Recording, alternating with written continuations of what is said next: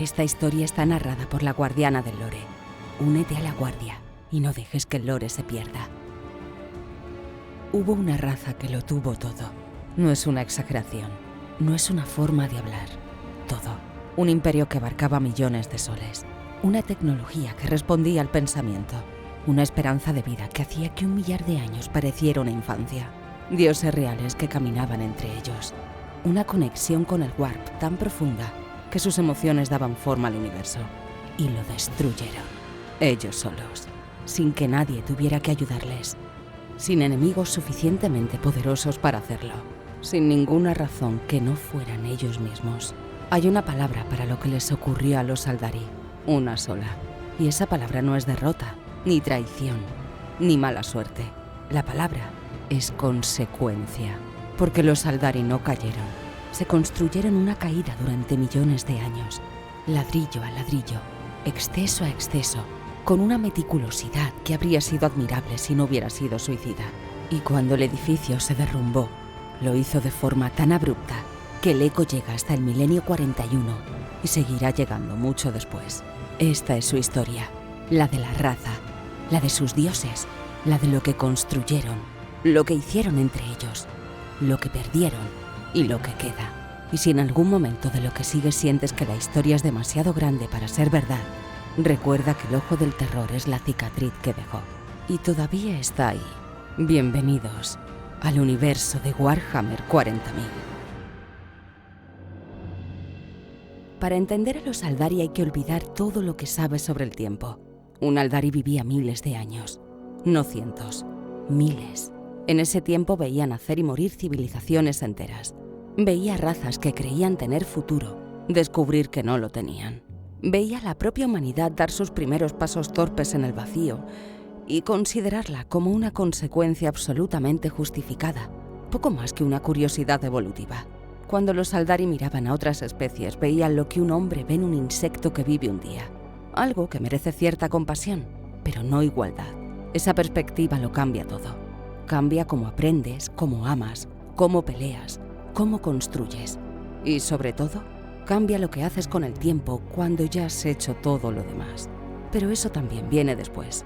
Su material fundamental era el Wraithbone, el hueso de espíritu. No es piedra ni metal, ni ninguna sustancia que cualquier otra raza reconociera. Es materia psicorreactiva. Los Bone Singers, sus artesanos especializados, la extraen del Warp y la moldean usando el pensamiento como herramienta.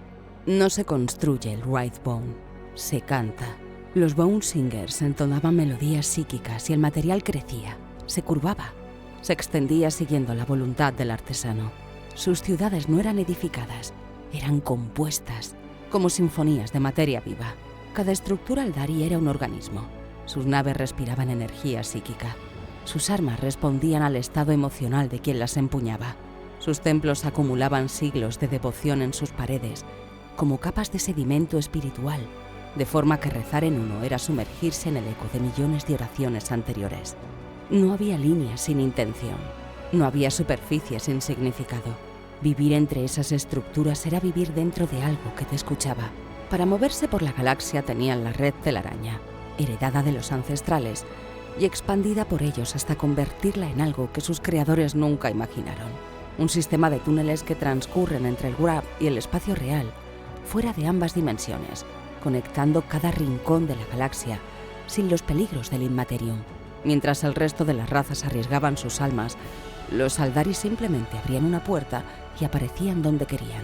Ciudades enteras existían dentro de la red, en cámaras talladas en el espacio entre dimensiones. El puerto comercial de Comorra, que hoy es la ciudad oscura de los Drukhari, ya existía antes de la caída como uno de los grandes nudos del Wedway.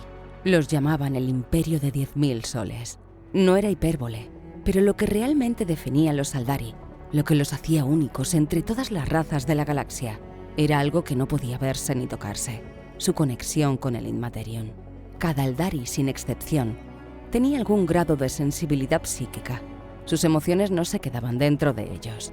Irradiaban hacia el Warp, amplificadas, magnificadas, dejando una huella que cualquier ser sensible podía sentir a distancia. No era una habilidad, era su naturaleza, como respirar. y eso significaba que el Warp los sentía a ellos, constantemente. Todo lo que una civilización entera de seres hipersensibles sintiera durante millones de años caería en las profundidades del Immaterium y se quedaría allí, acumulándose, creciendo, tomando forma. Esa es la mecha, pero todavía no ha llegado el momento de encenderla. En los primeros tiempos de la raza, mucho antes de que existiera ningún imperio, los dioses caminaban entre los mortales.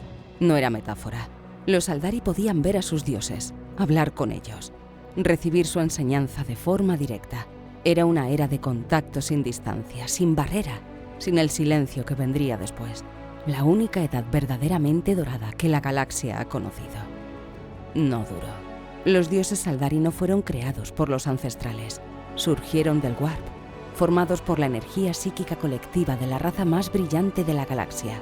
Igual que los dioses del caos surgirían después de las emociones más oscuras de los seres sintientes. La diferencia es que los dioses Aldari nacieron de lo mejor que los Aldari tenían, de su amor, de su alegría, de su deseo de construir, de su ira protectora, y como todo lo que nace de lo mejor de alguien, también cargaban con sus contradicciones. Son una familia, con una jerarquía, unos amores, unos dioses y unos secretos que guardaron durante demasiado tiempo. Vamos a conocerlos. Azur-Jan, el Rey Fénix, el primero, el más antiguo, el más poderoso del panteón, ante quien todos los demás se inclinaban. Hermano mayor de Kain, el dios de la guerra, y de Vol, el artesano, representado siempre con fuego y luz, con la luminosidad de un sol que todo lo alcanza y todo lo ve. Su don a los Aldari fue la sabiduría y la capacidad de manipular la energía psíquica. Suena perfecto. No lo era. Al aumentar su potencia psíquica, Azur-Jan redujo sin querer su fertilidad. Cada generación nacía con menos hijos que la anterior. El primer paso hacia la extinción lo dio el dios con mejor intención del panteón. Azur-Jan gobernaba por edicto, pronunciaba sentencias desde la distancia y creía que bastaba con pronunciarlas. Era el más poderoso y, paradójicamente, el que menos actuaba. Esa combinación tendría consecuencias. Isha, la madre, diosa de la fertilidad, la naturaleza, la curación y la cosecha, consorte de Azur-Jan y amante de Kurnus, madre de Lilith, madre a través de Kurnus de los Aldari mortales, porque fue de su unión de donde nació el Danesh, el primero de la raza. La mitología cuenta que ese primer Aldari vivió solo en un mundo vacío y que Isha, viendo su soledad, derramó una lágrima de amor. Donde cayó, brotaron los cielos, los bosques, los océanos y todas las criaturas del mundo. El universo entero nació de las lágrimas de una diosa.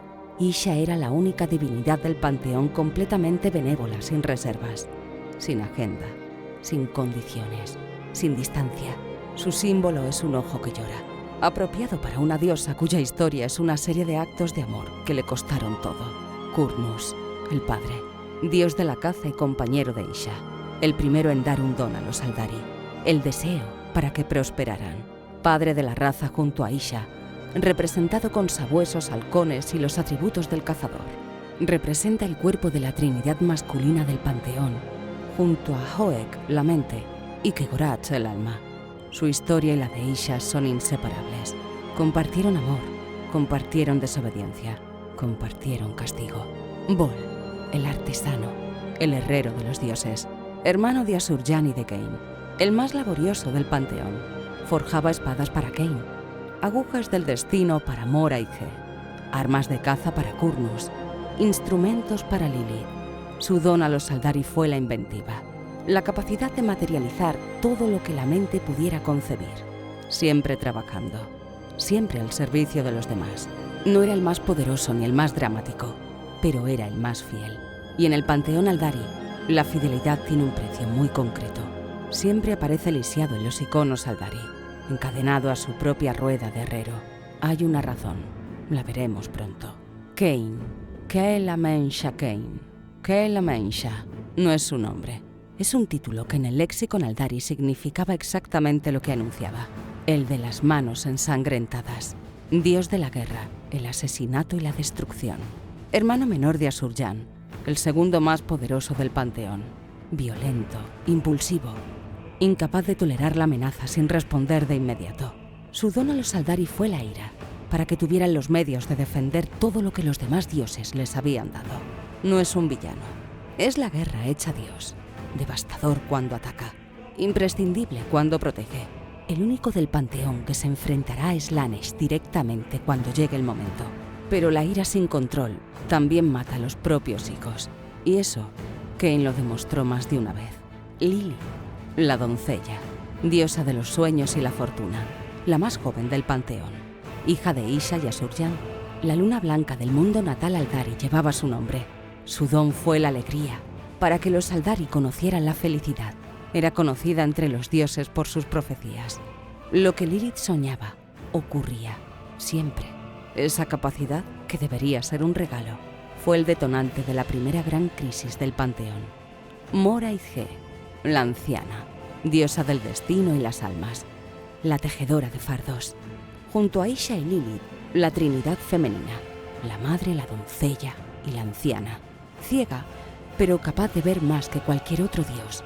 Guarda los destinos de todos los mortales en una bolsa de runas hecha de piel. Los Aldari no preguntaban de qué piel. Su don fue la previsión, para que su pueblo conociera su lugar en el mundo.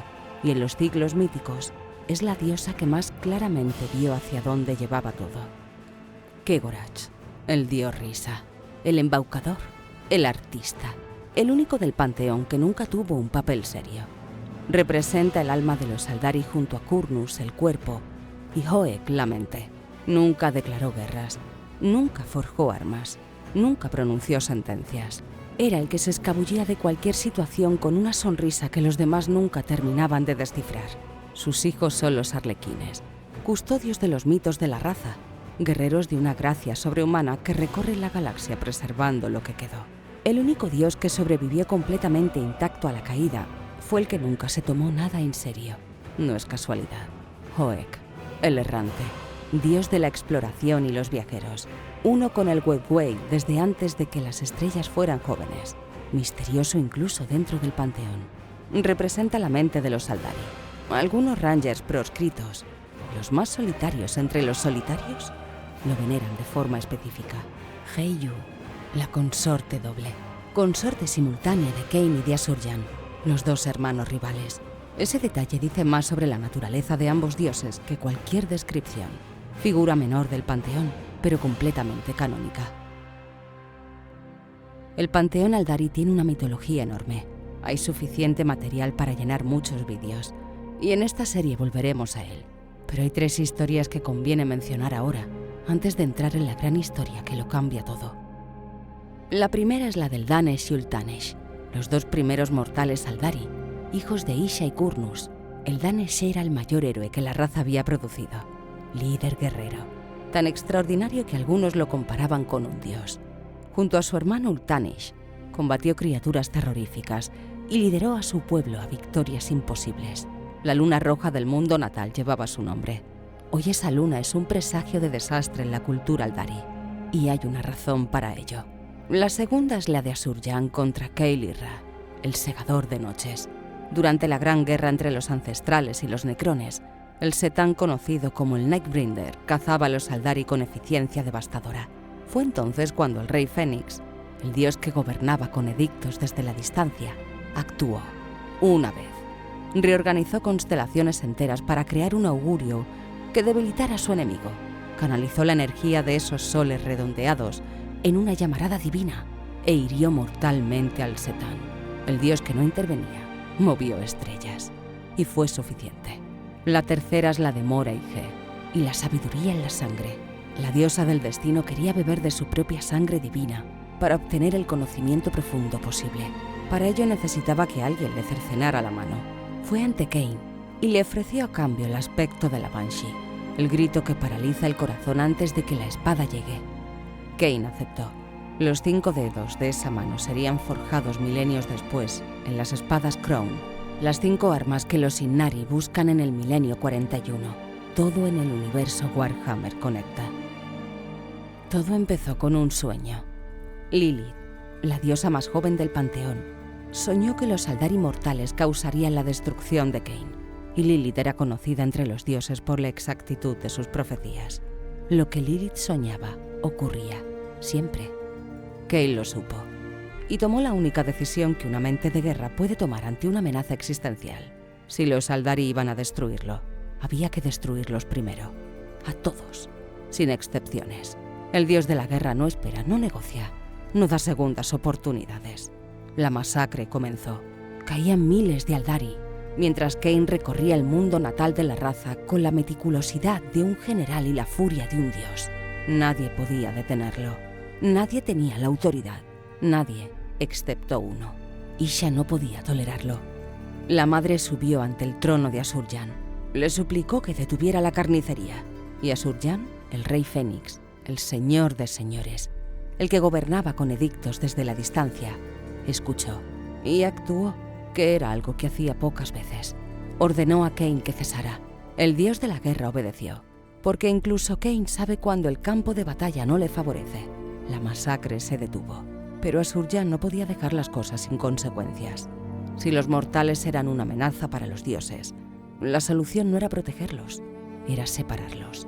Erigió una barrera eterna entre el cielo de los dioses y el de los mortales, entre el Inmaterium y el espacio real. La misma barrera que hoy separa esas dos dimensiones, la que el Warp lleva milenios buscando cómo atravesar, la que los demonios exploran buscando grietas. La creó Asurjan para salvar a los Aldari de Kain, y al salvarlos, los abandonó. Ningún dios podría intervenir, ni comunicarse, ni guiar.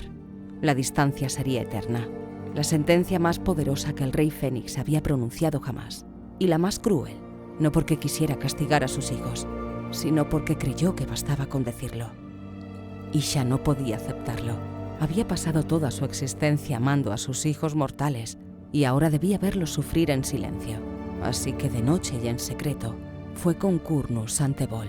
Le pidió que tomara sus lágrimas, cada lágrima que había derramado por los mortales, y las forjara en piedras. Piedras que cruzaran la barrera, que capturaran el alma de un Aldari en el momento de su muerte y la protegieran de lo que vivía al otro lado del Warp. Vol accedió, y de las lágrimas de Isha nacieron las primeras piedras espirituales, las mismas que hoy llevan los Aldari al pecho, las que recogen su alma cuando mueren, las que los protegen de Slaanesh. La única razón por la que la raza aún existe en el milenio 41 nació de un acto de amor, de desobediencia y de las lágrimas de una madre. Kain los descubrió, capturó a Isha y a Kurnus, los sometió a su tormento en el calabozo de la violencia, y Asurjan, informado del crimen, los abandonó a su suerte. Habían violado su edicto. La sentencia era justa. El dios más poderoso del panteón dejó que su hermano torturara a la única diosa completamente benévola que existía, porque el protocolo lo requería. Vol no podía tolerarlo. El artesano fue ante Kain. No con fuerza, no podía ganar con fuerza. Con una oferta, forjaría 100 espadas divinas a cambio de la libertad de los dos prisioneros. Kain aceptó. Vol forjó día y noche, con la urgencia de quien sabe lo que le hacen a los suyos mientras trabaja. 99 espadas perfectas salieron de su fragua. La 100ª no estaba lista cuando llegó el plazo. Así que Vol tomó una espada mortal, una hoja sin poder, y la escondió entre las divinas. Kain recibió las 100 espadas, liberó a los prisioneros, y Vol huyó con ellos, hasta que Kain encontró la espada falsa. La furia de Kain al ser engañado no tiene comparación en los anales del panteón. Vol, al escuchar el rugido de su hermano, tomó la única decisión posible. Forjó la 100ª espada, la mejor que jamás había creado. La llamó Anaris de la luz del alba, y fue a enfrentarse a Kain. Era la mayor espada que existía, pero Kain era el mejor guerrero que existía. Vol perdió. Kain lo derrotó, lo tullió y lo encadenó a su propia rueda de herrero como castigo eterno. Por eso Vol aparece siempre lisiado y encadenado en los iconos Aldari, pagando para siempre una deuda que nació de un acto de lealtad. Pero Anaris no se perdió con la derrota de Vol. El halcón Folchu, que había combatido junto al artesano, tomó la espada del campo de batalla y la llevó a Eldanesh, el mayor héroe mortal de la raza. Y Eldanesh, con Anaris en la mano, enfrentó a Kain en combate singular. Luchó bien, mejor que cualquier mortal había luchado jamás. Pero Kain no era un dios, y en el momento en que Eldanesh cayó, las manos de Kain comenzaron a gotear con su sangre, y no se detuvieron. No se han detenido desde entonces. Asurjan pronunció su maldición. Las manos de Kane gotearían eternamente con la sangre del héroe, para que todo el universo recordara su crimen. Desde ese día, la luna roja del mundo natal Aldari, que llevaba el nombre del Danesh, se convirtió en presagio de desastre. Cae Amen Shakain, el de las manos ensangrentadas. Después de todo esto, de la guerra entre los dioses, la barrera, las espadas, la muerte del Danesh, la vida continuó. Los Aldari construyeron su imperio, y durante millones de años ese imperio fue lo más grande que la galaxia había visto. Llamadlo el Imperio de 10.000 soles, porque eso era lo que era. Sus mundos natales eran el corazón de una civilización que se extendía por toda la galaxia mediante la red telaraña. Sus guerreros habían sometido a razas que hoy solo son nombres enterrados. Sus farvidentes predicaban el destino con siglos de antelación.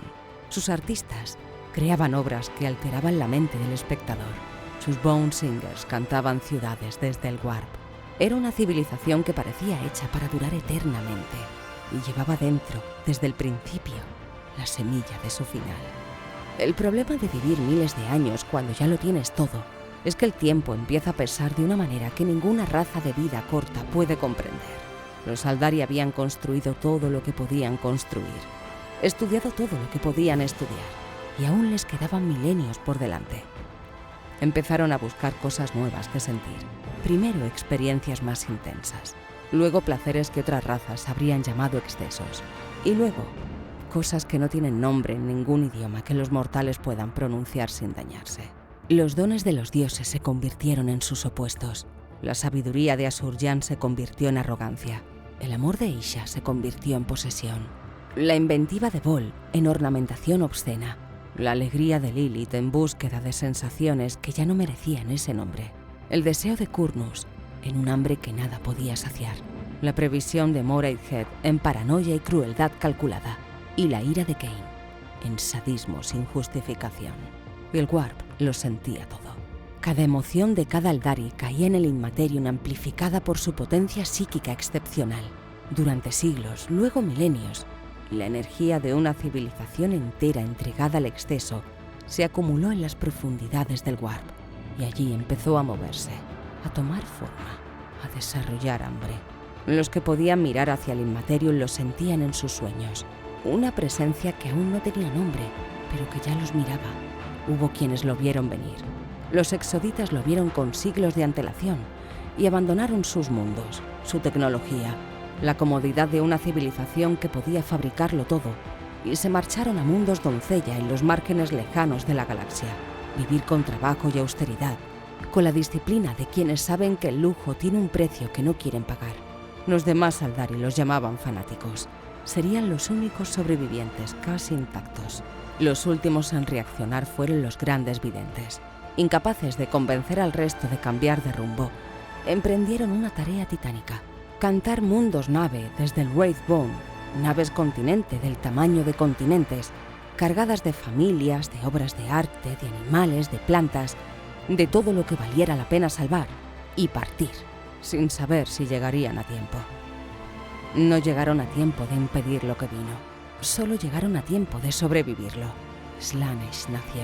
La energía acumulada durante siglos de exceso Aldari alcanzó la masa crítica en el Warp y cristalizó en un dios nuevo, el príncipe del placer, el cuarto dios de los grandes dioses del caos, el ser que los propios Aldari habían construido sin querer con cada uno de sus excesos. Su grito de nacimiento resonó simultáneamente en el Warp y en el universo material. En un instante, la implosión psíquica arrancó el alma de cada Aldari en un radio de 10.000 años luz. Billones cayeron muertos en el mismo segundo, sus almas devoradas por el ser que ellos mismos habían creado. El corazón del imperio se convirtió en el ojo del terror, una herida permanente en la realidad, donde el Warp y el espacio material se fusionan, todavía abierta, todavía sangrando. Slaanesh nació con hambre, y lo primero que quería era lo que había comido para nacer, las almas más brillantes de la galaxia, las de los dioses Aldari.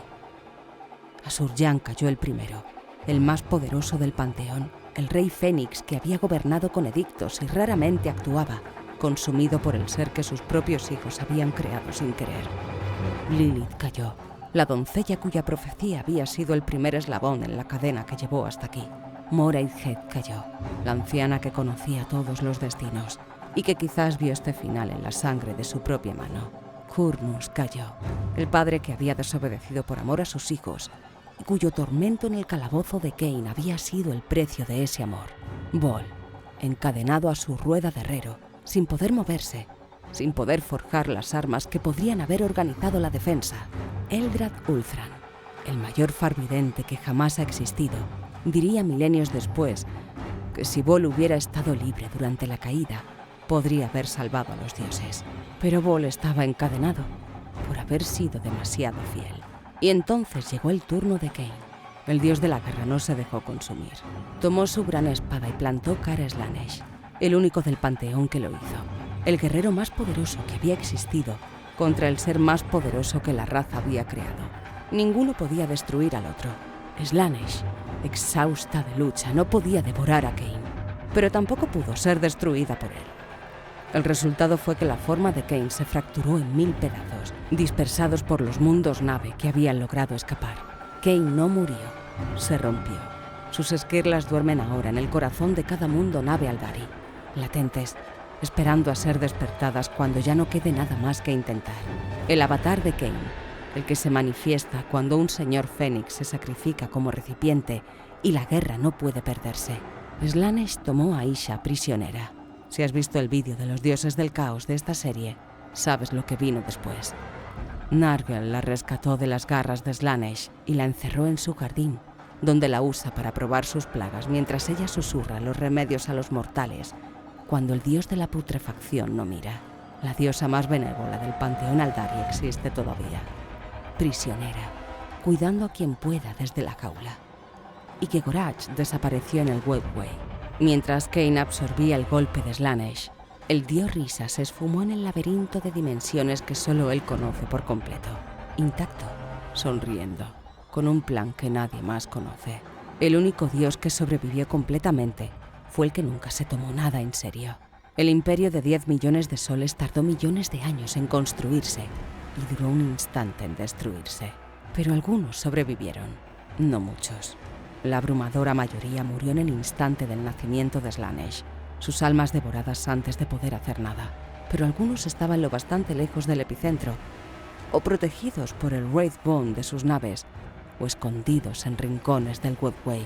Y cada grupo tuvo que responder a la misma pregunta. ¿Cómo vives cuando tu propia alma está condenada desde el momento en que naces? Porque esa es la maldición real.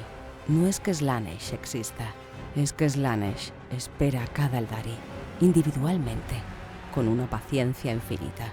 Cada uno que muere sin protección es absorbido, no solo su alma, sino su identidad, todo lo que fue en vida. Los Aldari lo llaman la gran enemiga, la que siente ser, y no la mencionan más de lo necesario. Los Asurjani, los hijos de Asurjan, los que huyeron en los mundos nave antes de que llegara el fin. El Imperio los conoce simplemente como Eldar. Su respuesta a la condena fue la disciplina. El sistema del camino divide la vida Eldari en senderos, cada uno recorrido con dedicación total durante un periodo, antes de cambiar al siguiente. Todos diseñados con el mismo propósito: canalizar las emociones Aldari hacia un foco específico para que nunca se acumulen sin dirección, para que nunca vuelvan a nutrir lo que ya nació. Y llevan las piedras espirituales al pecho, las forjadas de las lágrimas de Isha, que recogen su alma cuando mueren y la integran en el circuito de infinito del mundo nave. El esqueleto del Wraithbone que actúa como red psíquica, donde los muertos descansan y cuidan a los vivos. Un cementerio que también es un hogar. En algunos mundos nave el peso de los muertos supera al de los vivos, y aún así navegan. Sus farvidentes leen los hilos del destino con una precisión que raya en la desesperación metódica. Cada decisión calculada, cada sacrificio justificado por ecuaciones que nadie más puede ver, porque no pueden permitirse errores. Cada Aldari que muere en combate es una pérdida irreemplazable. Los Drukhari, los Eldar oscuros. Los que vivían en los subreinos del Webway cuando Slaanesh nació, no murieron de golpe. La dimensión laberíntica los aisló del peor impacto, pero sus almas empezaban a drenarse hacia el Warp lentamente, como una herida que filtra gota a gota hasta que no queda nada. Encontraron su solución. Si el alma se drena hacia Slaanesh, la única forma de mantenerla llena es alimentarla con el sufrimiento de otros. El dolor ajeno genera energía psíquica que contrarresta el drenaje. No es elegante, pero funciona. Su ciudad es Comorra, en el corazón del Webway, que ya existía antes de la caída como puerto comercial y que tras ella se convirtió en la mayor ciudad del interior del Webway, un reino de noche eterna y crueldad sistematizada. Los Drukhari salen en razias, secuestran, torturan, extraen el sufrimiento que necesitan para no apagarse. Son monstruos y son lo que queda cuando una civilización decide que sobrevivir vale cualquier precio. Los arlequines, sirvientes de Kegorach, el dios Risa, el único que sobrevivió completamente intacto, custodios de los mitos de la raza, preservadores de las historias que ningún mundo nave podría contener por sí solo. Viven en el Webway y viajan entre todas las facciones Aldari realizando sus danzas. La danza sin fin, el relato en movimiento de la caída, de los dioses que cayeron, del dios que no cayó y de lo que vendrá. Son guerreros de una gracia sobrehumana y tienen acceso a la Biblioteca Negra, el repositorio oculto en el Webway, donde se guarda todo el conocimiento Aldari sobre el caos. Su protección contra Slaanesh es la más simple. Se entregan a Kegorach y Kegorach guarda sus almas. Los exoditas, los que huyeron antes de que hubiera nada de lo que huir, viven en sus mundos doncella con tecnología mínima, con una vida cercana a la Tierra, siguiendo los grandes rebaños de criaturas colosales que pueblan sus mundos. Su equivalente al circuito de infinito es el espíritu del mundo, la red psíquica que conecta a todos los vivos de un mundo con todos los que ya murieron en él. Una memoria planetaria que es al mismo tiempo un ancestro y un horizonte. Los Asurjani los miran con condescendencia mezclada de nostalgia. Los Drukhari los consideran simples. Los exoditas simplemente existen, como han existido siempre, sin pedir permiso a nadie. Ainith. Hay un nombre que no pertenece a los ciclos míticos originales. Un dios que no existía cuando los demás caminaban entre los mortales, que no aparece en ninguno de los mitos que acabamos de contar, que están haciendo ahora mismo, en el milenio 41, acumulando poder en los circuitos del infinito de cada mundo nave. Ainith, el dios de los muertos Aldari, está formándose en las almas de todos los Aldari que han muerto desde la caída y cuyas esencias fueron preservadas en los circuitos de infinito en lugar de ser devoradas por Slaanesh. Cada alma salvada es una parte más de Ainith. Cada generación que vivió y murió protegida alimenta lo que podría ser la salvación de la raza. Hay una profecía. Dice que cuando Ainith despierte completamente, destruirá a Slaanesh. Romperá la maldición de 10 milenios. Liberará las almas Aldari del hambre eterna del príncipe oscuro. Pero la profecía tiene una condición terrible. Para que Ainith despierte con poder suficiente, tiene que haber suficientes almas acumuladas. Lo que significa que la única forma de salvar a la raza es que la raza siga muriendo. Una salvación que requiere que los salvados no lleguen a verla. En el milenio 41 hay Aldari que han decidido no esperar. Ybrain sobrevivió a su propia muerte en la arena de combate de Comorra y emergió como heraldo de Ainith, que ya despertó parcialmente durante la batalla del puerto de Mesnus, acelerado por las maniobras de Eldrath Ulthran, y los Ainari buscan las espadas de Crown. Las 5 armas forjadas de los dedos de la mano de Mora y G, dispersadas por los mundos Crown en el corazón del Ojo del Terror, lo que fue el corazón del Imperio, y hoy es su tumba. Si las reúnen, Ainith podría manifestarse plenamente, y si Ainith se manifiesta, Slaanesh podría ser destruida. El destino de la raza pende de 5 espadas forjadas de los dedos de una diosa que pidió que le cortaran la mano. Todo conecta. Hubo una raza que lo tuvo todo y lo destruyó todo. Ya lo sabemos. Pero hay algo que esta historia fácil de contar no dice. Las piedras espirituales que hoy salvan sus almas nacieron de un acto de amor y desobediencia. El Wraithbone que construye sus naves lo desarrollaron artesanos que convirtieron el pensamiento en materia. El sistema del camino que evita una nueva caída nació de entender exactamente qué salió mal. Y Ainith, el dios que podría liberarlos, está formado por las almas de todos los Aldari que murieron creyendo que la raza valía la pena. En el milenio 41, los Aldari son una raza que navega en silencio. Mundos nave a la deriva, cargando más muertos que vivos. Farvidentes que leen el destino, sabiendo que el margen de error es cero. Guerreros que combaten con la elegancia de quien ha perfeccionado el arte de la guerra durante milenios y la urgencia de quien sabe que cada pérdida es irreemplazable. Son lo que queda cuando todo lo demás se ha perdido. Y todavía luchan, y todavía esperan. Y que Gorach todavía sonríe desde el Wetway con su plan que nadie más conoce. Bienvenidos al universo de Warhammer 40.000.